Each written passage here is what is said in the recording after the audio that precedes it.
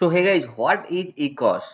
अधिकांश लोग ये नाम सुने होंगे। जो लोग अधिकांश लैब में काम करते हैं वो सुनते होंगे कि इकॉस होता क्या है। इसके बारे में पूरे विस्तार से हम जानेंगे। तो चैनल को सब्सक्राइब नहीं किए तो जरूर सब्सक्राइब कर ले, साथ ही साथ बेल आइकन को प्रेस कर दे।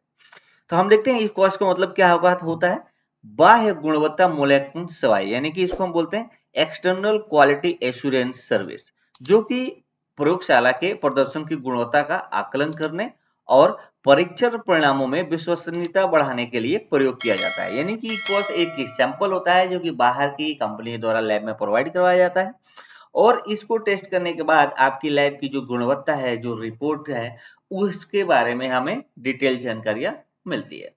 इसका उद्देश्य क्या होता है? इक्वस का मुख्य उद्देश्य होता है कि प्रयोगशाला के प्रदर्शन की गुणवत्ता का मूल्यांकन करना, ताकि वे सटीक और विश्वसनीय परिणाम दे सके। ये काम कैसे करता है कि ये एक्सटर्नल एजेंसी होती है जो कि हमें लेबोरेटरी के अंदर एक अननोन रिजल्ट वाले सैंपल को प्रोवाइड करवाती है, which they test using their standard procedure, जो कि लैब वाले अपने स्टैंडर्ड प्रोसीजर के आधार पे उस अननोन सैंपल को, अननोन मतलब कि उस टेस्ट का, उस सैंपल का हमें रिजल्ट पता नहीं होता, और उसको अपने लेबोरेटरी में रन करते हैं।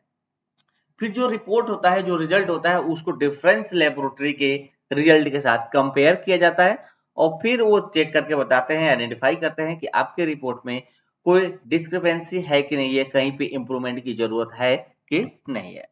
साथ ही साथ ये क्या होता है, ये इन्वॉल्व होता है ऑन साइड और ऑफ साइड भी होता है, जो कि लेबोरेटरी में जाके खुद प्रोसेस भी करते हैं। नहीं तो आपको क्या करते हैं, ये सैंपल भेज देते हैं, और भेजने के बाद से बोलते हैं कि आप अपने लैब में अपने स्टैंडर्ड प्रोसीजर के थ्रू इस सैंपल को रन करो, और इसका रिजल्ट आप हमें भेज दो। और सेम सैंपल को वेरियस लैब में भेजा जाता है, जहां पे हर एक लेबोरेटरी अपने अपने मशीन का जो वैल्यू होता है वह इनको सेंड करते हैं, और वहां से ये कंपेयर करते हैं कि कौन से लैब में अगर कहीं पे इंप्रूवमेंट की जरूरत होती है तो बताते हैं, या अगर आपका भी रिपोर्ट किसी और लैब के जो स्टैंडर्ड प्रोसीजर से काम कर रहा है अगर मैच कर रहा है, तो ये बताते हैं कि आप बेहतर दिशा में काम कर रहे हो।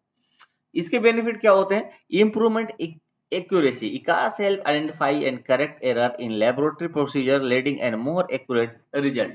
इससे होता क्या है कि आपको जो रिजल्ट होता है और मोर एक्यूरेट हो जाता है।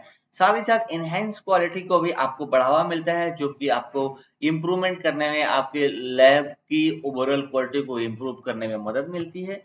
उसके बाद आप देखोगे इसमें जो बेटर पेशेंट केयर हो सकता है कि आपके जो रिपोर्ट होते हैं वो ज्यादा से ज्यादा एक्यूरेट और रिलायबल आप दे सको, जिससे जो पेशेंट है उसके और एक्यूरेट ट्रीटमेंट चल सके, एक्यूरेट डायग्नोसिस हो सके, जिससे पेशेंट को अल्टीमेटली बेनिफिट मिल सके।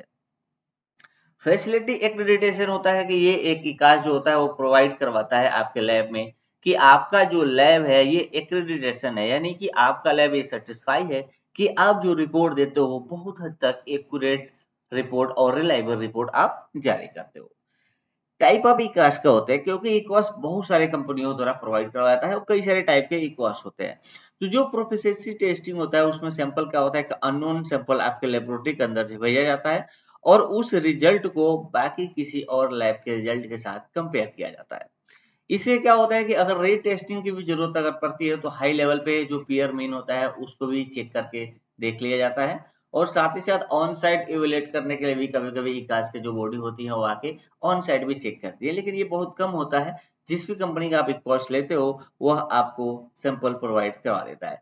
फॉर एग्जाम्पल के लिए आप देखोगे बायोरेड और आरएमएल का एक कॉस्ट आता है। इसके अलावा भी और सारी कंपनियों का हम एक कॉस्ट यूज करते हैं। जैसे कि डायग्राम आप देख रहे हैं, ये एक सैंपल है, इसके बारे में विस्तार से नेक्स्ट वीडियो में आपको बता दूंगा।